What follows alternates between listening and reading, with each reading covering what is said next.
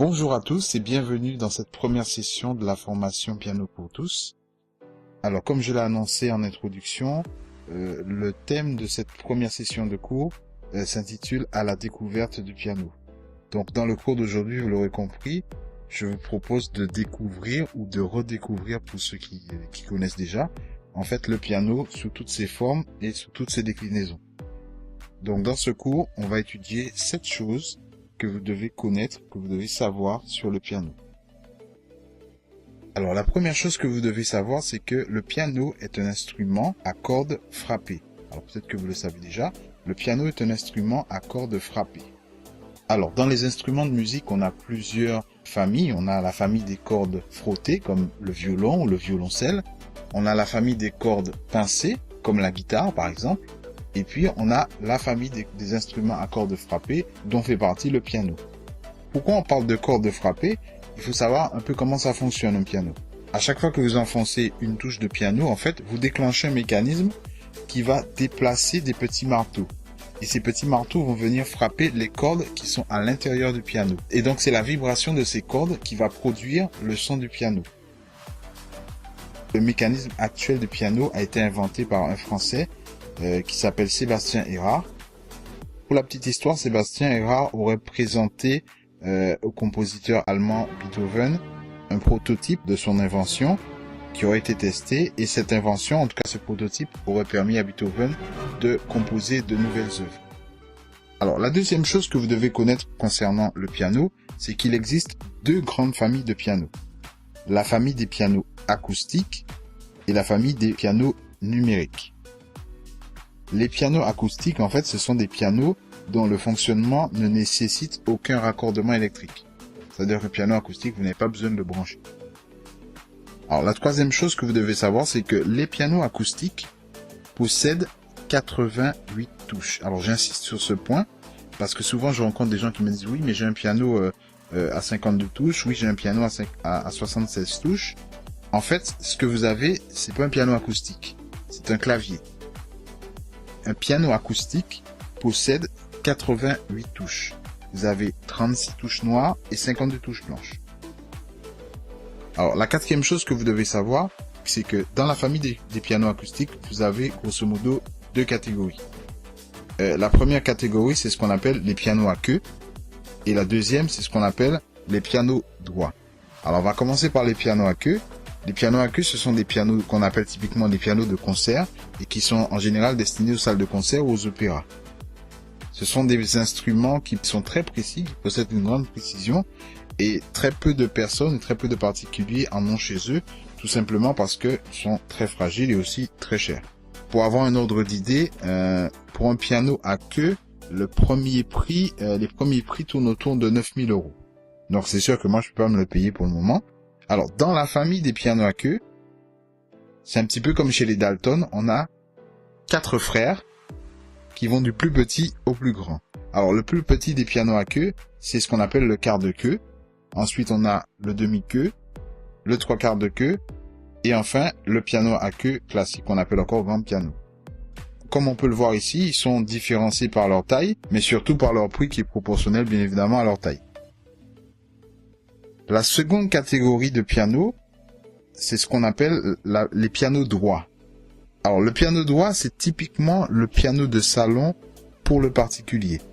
Il prend bien sûr moins de place que le piano à queue, et surtout, il est nettement moins cher. Pour vous donner un ordre d'idée, le premier prix d'un piano droit est de l'ordre de 2500 €. Alors, bien sûr, vous pouvez trouver moins cher sur Internet, mais là, je vous donne un prix moyen. Il faut savoir que ce type de piano acoustique est parfaitement adapté aux enfants et idéal pour débuter le piano. Comme je disais en introduction, c'est le piano d'étude par excellence. Alors, la cinquième chose que vous devez savoir, c'est que le piano acoustique possède 3 pédales. La pédale de gauche, la pédale du milieu et la pédale de droite. Alors, pour comprendre un petit peu à quoi elles servent, la pédale de droite, qu'on appelle encore la pédale forte, c'est la pédale la plus utilisée. Alors, comme son nom l'indique, on l'utilise avec le pied droit, puisque c'est la pédale de droite. Donc, en fait, à quoi elle sert? Elle permet de donner aux notes plus d'ampleur et de résonance. C'est-à-dire qu'à partir du moment où vous enfoncez cette pédale, toutes les notes que vous allez jouer après vont être conservées, ce qui va permettre de donner un son beaucoup plus amplifié. Ensuite, vous avez la pédale de gauche, qu'on appelle encore la pédale douce. Alors, sur un piano acoustique, cette pédale sert à atténuer les sons et à leur donner un timbre qui est un peu plus feutré, un peu plus doux. Et ça permet de nuancer en fait les passages que vous allez jouer au piano. Ça permet de les atténuer ou de les feutrer. Enfin, vous avez la pédale du milieu. Alors, cette pédale, elle est un peu spéciale parce que son utilité varie en fonction du type de piano que vous avez. Si vous êtes sur un piano à queue ou si vous êtes sur un piano droit, elle n'aura pas la même utilité. Sur un piano droit, en fait, elle sert de sourdine. C'est-à-dire qu'elle est conçue vraiment pour étouffer le son.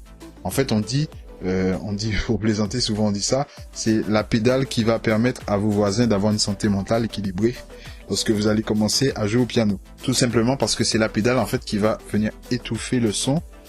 C'est pour ça qu'on l'appelle la sourdine. Sur un piano à queue, c'est un petit peu différent. C'est ce qu'on appelle la pédale tonale ou encore la pédale de soutien. Elle permet de bloquer les cordes en résonance, un peu comme la pédale forte, sauf que les autres cordes, vous pouvez les jouer normalement. Bon, en fait, en pratique, sur un piano à queue, cette configuration est très peu utilisée. En général, on utilise beaucoup plus la pédale de droite et la pédale de gauche. Alors, la sixième chose que vous devez savoir concernant les pianos, c'est que tout à l'heure, je parlais de la grande famille des pianos acoustiques. Maintenant, je vais vous parler de la famille des pianos numériques. Ce sont des pianos qui servent en fait d'alternative aux pianos acoustiques. Alors, le gros avantage de ce type de piano, c'est que, bien sûr, vous pouvez régler le son et le volume et vous pouvez même jouer avec un casque, ce qui permet à vos voisins de vous aimer davantage.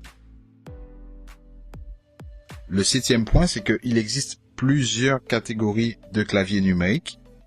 Alors, moi, je les ai classifiés en 3 catégories. La première catégorie, c'est ce que j'appelle la catégorie des claviers arrangeurs. Les claviers arrangeurs, ce sont des claviers ou des pianos qui disposent d'une fonction qui permet en fait d'ajouter un accompagnement à ce que vous jouez. Alors, ils ont beaucoup de styles différents. Vous pouvez jouer un style classique, vous pouvez jouer du rock, vous pouvez jouer du blues, de la salsa, du reggae. En fait, ce sont des pianos qui sont souvent utilisés par les personnes qui veulent composer des chansons ou qui veulent créer leur propre maquette. Ils sont principalement destinés à ceux qui veulent jouer seuls, mais en ayant le même rendu sonore qu'un orchestre complet. La deuxième catégorie de pianos, c'est ce que j'appelle les synthétiseurs. Alors, ce sont les claviers numériques les plus répandus. Ils ont beaucoup d'avantages, notamment celui du prix. Ils permettent d'avoir ce qu'on appelle des échantillons sonores qui sont très crédibles. C'est-à-dire que par exemple, vous voulez un saxophone, vous avez des claviers qui vont vous retranscrire exactement le son du saxophone. Donc c'est ce qu'on appelle des échantillonnages. Ils vont vous donner exactement le même son qu'un saxophone, ou le même son qu'une guitare, ou le même son qu'une batterie ou qu'un trombone. Alors ce sont des claviers qu'on utilise beaucoup en studio et même en scène, puisqu'ils permettent de reproduire les sons d'autres instruments. Et puis la troisième catégorie de pianos, c'est ce que moi j'appelle les pianos MIDI ou les claviers MIDI. Alors c'est une catégorie un petit peu à part. Ce sont des claviers en fait ou des pianos qui ne produisent pas de son, mais ils produisent uniquement en fait des informations qui sont stockées sous un format qu'on appelle format MIDI. En fait, c'est un format qui enregistre uniquement des paramètres numériques. Par exemple, il va enregistrer la note que vous jouez, il va enregistrer pendant combien de temps vous la jouez, avec quelle intensité vous la jouez. Et donc tout ça, ce sera stocké sur un format qu'on appelle le format MIDI.